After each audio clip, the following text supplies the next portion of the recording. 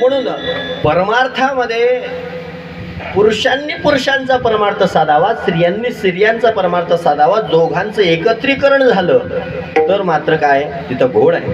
तिथं काय अहो जोग महाराज आपल्या स्वतःच्या वहिन्यांशी सुद्धा बोलत नव्हतं. आणि मग जोग महाराजांना एकदा विचारलं मामासाहेबांनी, तुम्ही काय इतकं स्त्रियांशी बोलत नाही? जोग महाराजांनी सुंदर उत्तर दिलं, तितर खाए पत्थर तो उसको छोड़े ना काम, तितर खाए पत्थर तो उसको न छोड़े काम, घी शक्कर खाए आदमी तो उसकी भली करे राम. अरे म्हणे तितूर नावाचा पक्षी फक्त मानखडे खातो तरी सुद्धा त्याला रात्रंदिवस काम उमजू देत नाही. आपण तर चांगले चांगले कांदा लसणाच्या फोडण्या लावून भाज्या खातो, आपल्याला कसं उमजू द्यायचं? विठाला विठाला विठाला विठाला. पण काही लोक म्हणतील, काही आमच्या माता भगिनी म्हणतील, महाराज अहो तुम्ही असं म्हणतायत पण आम्हाला परमार्थ करायची मनाई आहे का? परमार्थ करण्याची मनाई नाही. परमार्थ स्त्रियांनीही करावा, पुरुषांनीही करावा. फक्त स्त्रियांचा परमार्थ त्यांच्या मर्यादेत आणि पुरुषांचा परमार्थ त्यांच्या मर्यादेत. जर दोघंही एकत्र आलं, तुपा ठिकाणी विस्तव आलं की विरघडल्याशिवाय आणि रिकामे कांड होण्याशिवाय राहणार नाही. विठाला विठाला विठाला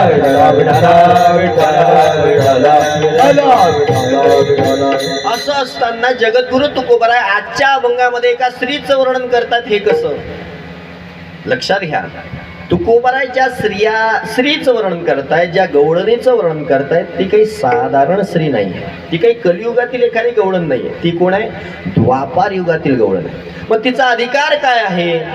त्या जाण वेद गर्भीच्या श्रुती वाक्येनो हे मत प्राप्ती. त्या श्रुती आहेत, वेदातील श्रुती आहेत आणि त्या श्रुतींना भगवंत कळला नाही आणि म्हणून त्या भगवंताला प्राप्त करून घेण्यासाठी, जाणून घेण्यासाठी इथं आलं. कारण की त्यांना भगवंत कसा कळला? श्रुती नेते नेते म्हणते, श्रुती नेते नेते म्हणते, श्रुती नेते नेते म्हणते, श्रुती नेते नेते म्हणते, श्रुती नेते नेते म्हणते, श्रुती नेते नेते म्हणते, श्रुती नेते नेते म्हणते, श्रुती नेते नेते म्हणते. एक गोविंदू रे, एक गोविंदू रे, हरे गोविंदू रे, एक गोविंदू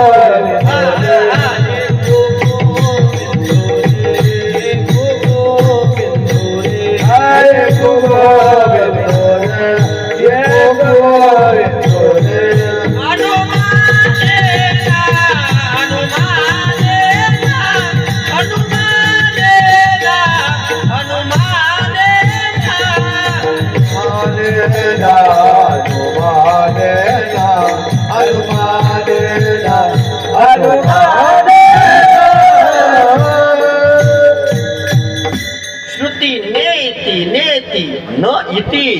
न इति एवढाच भगवंत नाही. मग केवढा आहे? हे वेदातील ऋचांना, श्रुतींना कळलं नाही आणि म्हणून तो भगवंत काय झाला? ते गवळणी काय झाल्या?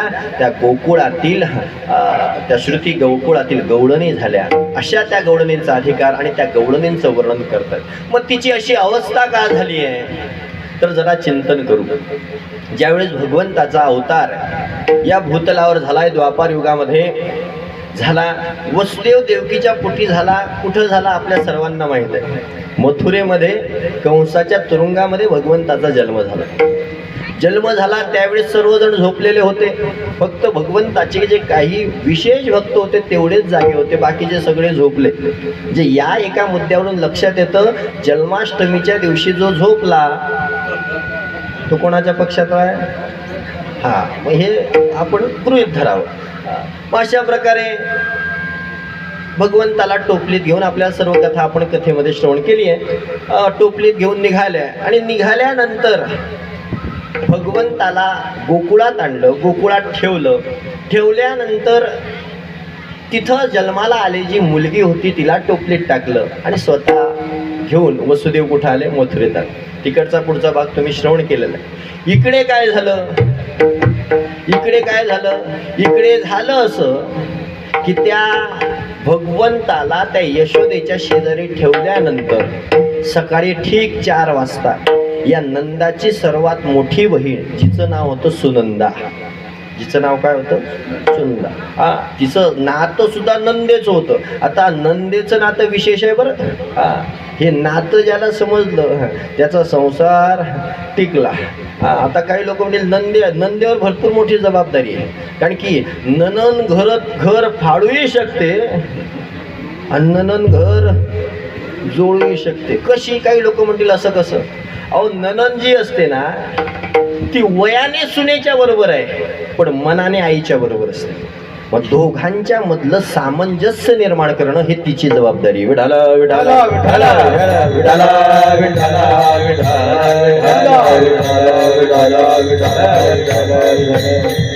आणि अशा प्रकारे ती सुनंदा उठली. आता म्हणून लक्षात घ्या, जर उत्तर प्रदेशात गेले तर 2 जन्म होतात, एक रात्री 12 वाजता आणि एक सकाळी 4 वाजता.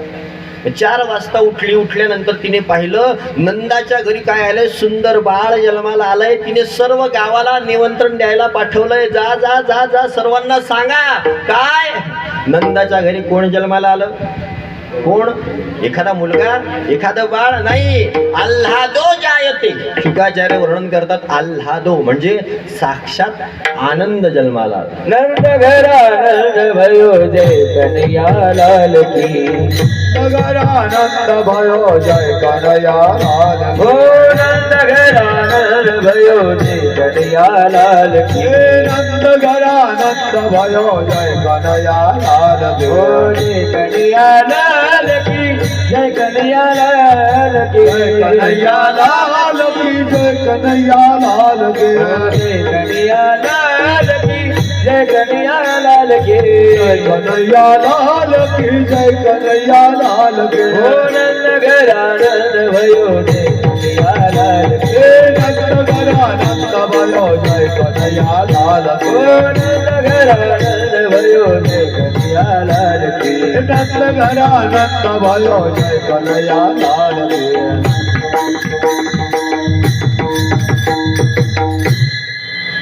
जन्माला कोण आलं? नंद घरानंद भयो जय कन्हैया लाल की. कधी जन्माला आले? अष्टमीच्या रात्री ग, यमुनेच्या काठी गोकुळ अवतर. अष्टमीची रात्र आहे, यमुनेचं काठ आहे, सर्व गवळणींना काय झालाय? आनंद झालाय. आनंद झालाय. आणि मग त्या कशा निघाल्या? अशा गप्पा मारत, इकडे तिकडे बघत, दुकानाचे बोर्ड वाचत नाही, त्या अशा निघाल्या. कशा? एक धावी एकी पुढे, वाटितात सुंठ वडे. गवळण म्हणत गवळणीला पुत्र झालाय शोधेला. म्हणत गवळणीला पुत्र झालाय शोधेला.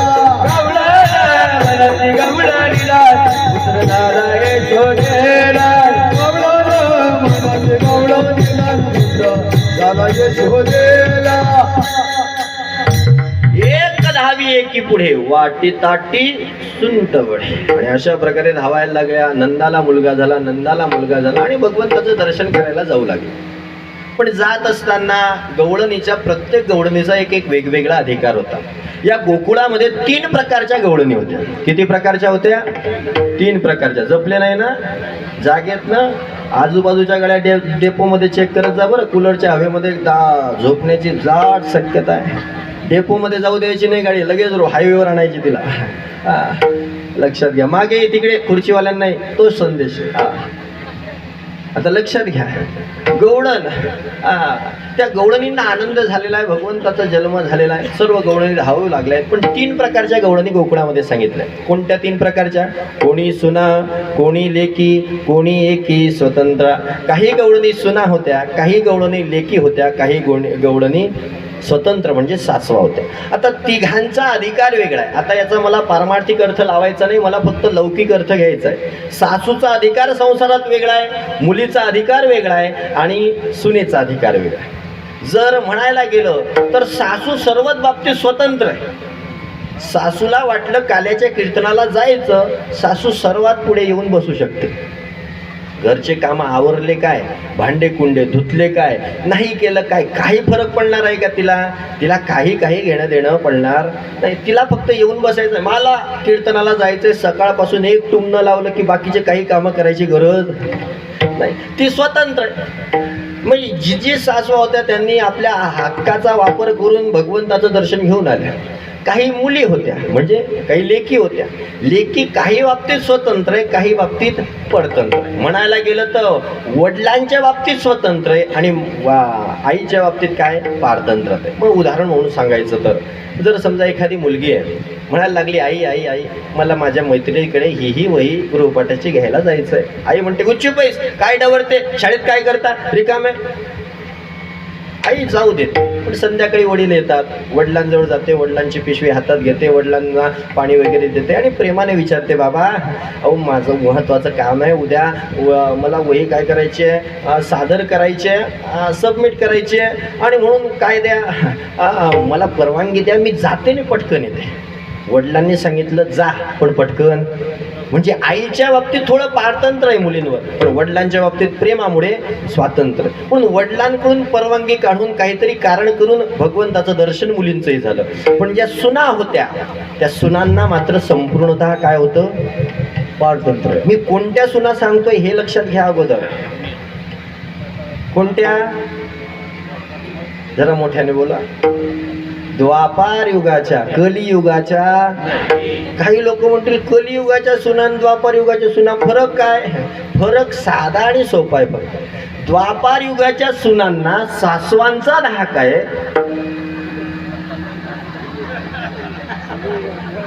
समजले म्हणजे तुम्ही पुढचं, म्हणजे मला पुढचं काही सांगायची गरज नाही. अशी अवस्था आहे कलियुगामध्ये, सासवांवर डेअरिंग आहे. सीताराम काका, एका दिवशी मी गेलो, आता एका गावात आता आमचं गाव काय, 20 गाव 30 गाव, भिकाऱ्याला 40 गाव, हे ते गाव फिरतच राहतात. एका गावामध्ये फिरता फिरता 2 म्हाताऱ्या गप्पा मारत बसल्या होत्या. आता आमचं निरीक्षण, बुवा म्हटल्यानंतर निरीक्षण करावंच लागतं. निरीक्षण नाही केलं तर मग काय सांगणार, म्हणून 2 म्हाताऱ्या गप्पा मारत होत्या. काय त्यांच्या गप्पा चालू होत्या, तेवढ्यात दुसरीने हात दाबला, कुच्ची पैस कुच्ची पैस कुच्ची पैस. म्हणे का, ती आली ना. कोण, सुनबाई आली. एवढा धाग उडाला विठाला,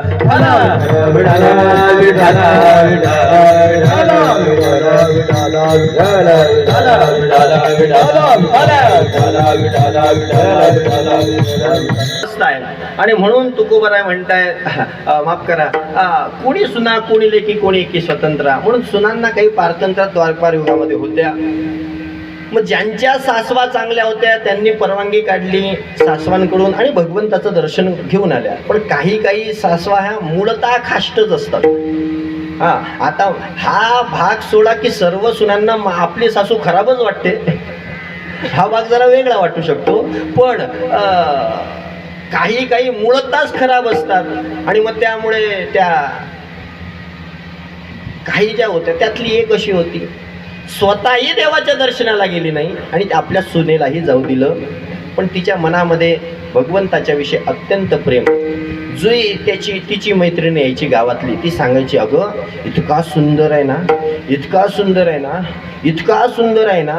किती सुंदर आहे, इतका सुंदर आहे की त्याला बघितल्यानंतर दुसरं काही बघायची इच्छाच होत नाही. एवढा सुंदर, खरंच एवढा सुंदर.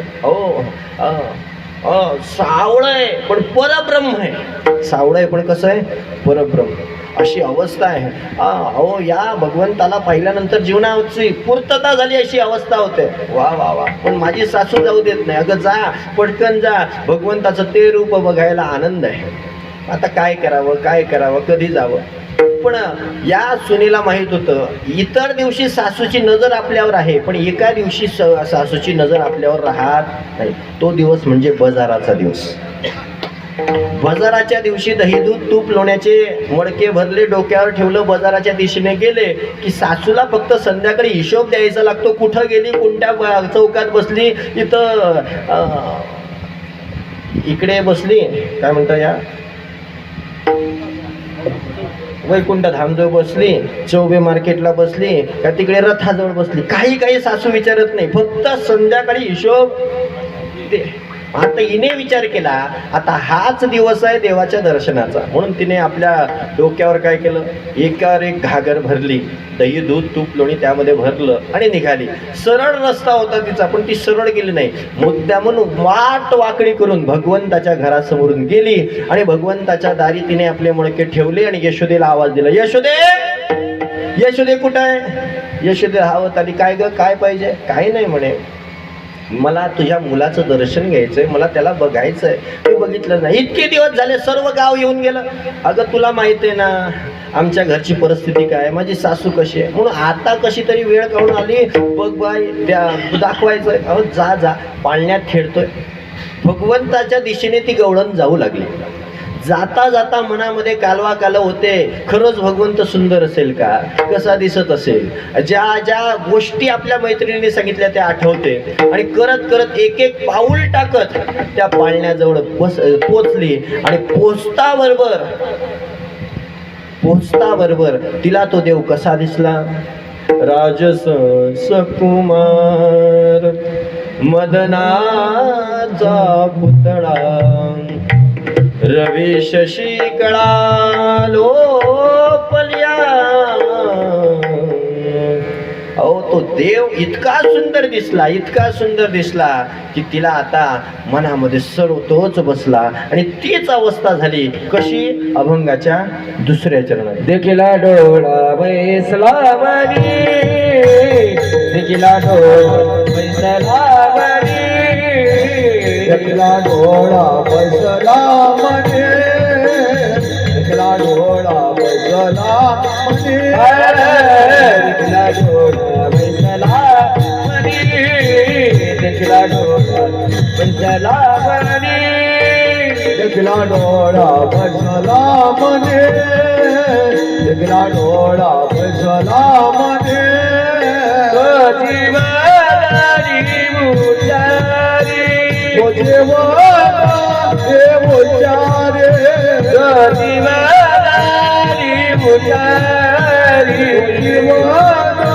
देव चारे, देखिला डोळा बैसला मनी, देखिला डोळा बैसला मनी, देखला डोळा बसला मने, देखला डोळा बसला मने.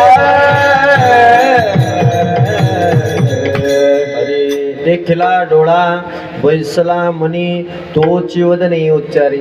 तिने त्या देवाला पाहिलं आणि तो भगवंत तिच्या मनामध्ये बसला. आता ही सर्व घटना झाली, तिने देवाला पाहिलं, तो देवा तिच्या मनामध्ये बसला, ही सर्व आपण श्रवण केलं. पण फक्त आता एक शंका इथं उपस्थित होते. इथं सर्व श्रोते बसलेले आहेत. सर्व श्रोत्यांना एकच प्रश्न आहे, तिने देवाला पाहिलं, तिच्या मनात बसला, आपण देवाला पाहिलं नाही का? बोला ना, पाहिलं की नाही? बोला ना,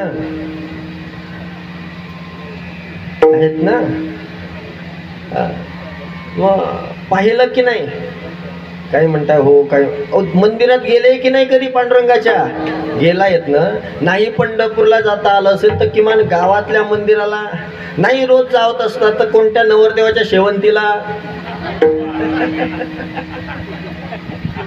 काही काही ना देवाचा काय काय तिरस्कार काय माहित.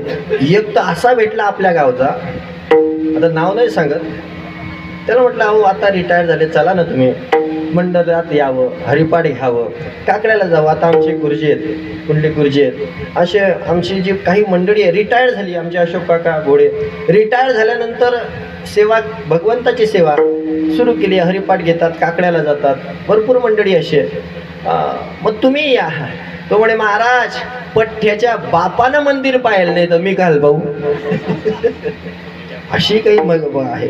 पण देव पाहिलाय की नाही मला माहित नाही, पण ज्यांनी पाहिलंय भगवंताला जवळपास पाहिलं असेल, देवाचं पाहिलं. पंढरपूरला पहा, इथं पहा, कुठं पहा, प्रभू रामचंद्राची मूर्ती पहा, पांडुरंगाची पहा, दत्ताची पहा, महादेवाची पहा, कोणाची पहा, देवाला पाहिलंय की नाही? पाहिलंय. मग आता देवाला पाहिल्यानंतर तो आपल्या मनात बसला का?